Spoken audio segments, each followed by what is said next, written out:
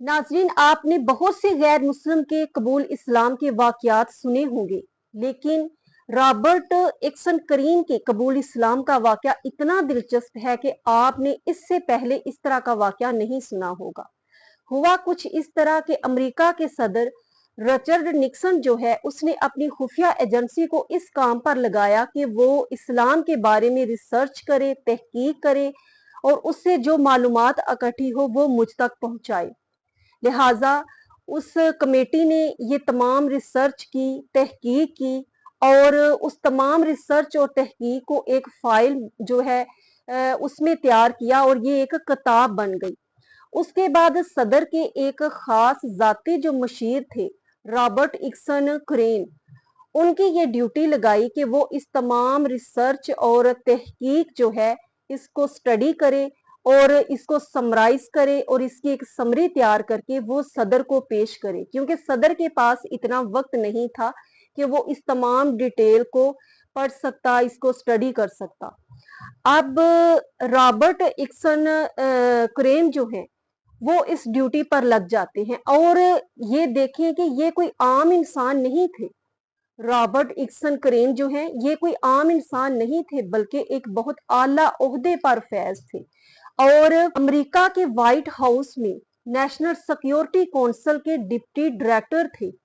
और जब वो ये ड्यूटी अपनी अदा कर रहे थे, उस रिसर्च को तहकीक को स्टडी कर रहे थे, जब वो इन मामलात पर पहुंचे कि जो कुरान में कानून विरासत जो है वो बयान किए गए हैं, तो उन आयात को वो बगैर किसी तासुब के स्टडी कर रहे थे और वो स्टडी करते गए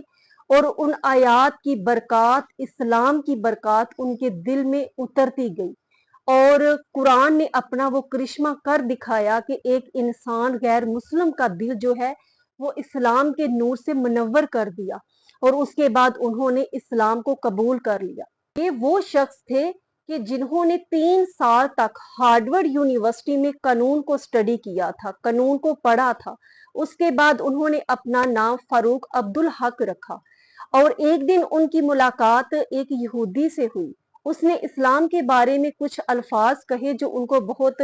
बुरे लगे और उन्होंने कहा कि इस्लाम के बारे में ऐसा मत कहो, तुम इस्लाम के बारे में क्या जानते हो। उसने कहा कि बस इतना ही जो मैंने आपको बताया। तो उन्होंने कहा कि अमेरिका का जो कानून विरासत है वो कितनी जिल्दों में है। तो उस यहूदी ने कहा कि अमेरिका का जो कानून विरासत है वो 8 जिल्दों में है। तो रॉबर्ट एक्सन करेन ने कहा कि उस 8 जिल्दों के कानून को अल्लाह ने कुरान में 10 आयतों में बयान कर दिया है। और उसके बाद उस यहूदी ने भी कुरान का मुतालिया किया और उस कानून विरासत को स्टडी किया, तो उसका दिल भी नूरे इस्लाम से मुनव्वर हो गया और उसने भी इस्लाम कबूल कर लिया और वो पुकार उठा कि ये कलाम किसी बंदे का कलाम नहीं है, बल्कि ये रब्बे जुल जलाल का कलाम है। तो नाजरीन, आज गैर मुस्लिम उस कुरान को पढ़कर जो है वो ईमान की दौलत, इस्लाम की दौलत से माला माल हो रहे हैं। आज जरूरत है कि उस किताब को, किताबुल्लाह को गुलाफ में लपेट कर शेल्फ पर रखकर सजाने की बजाय उसको खोलें, उसको स्टडी करें, डीपली उसका मुतालिया करें, तर्जमे तफसीर के साथ अपने बच्चों को खुद भी पढ़ें, उनको भी पढ़ाने की तलकीन करें।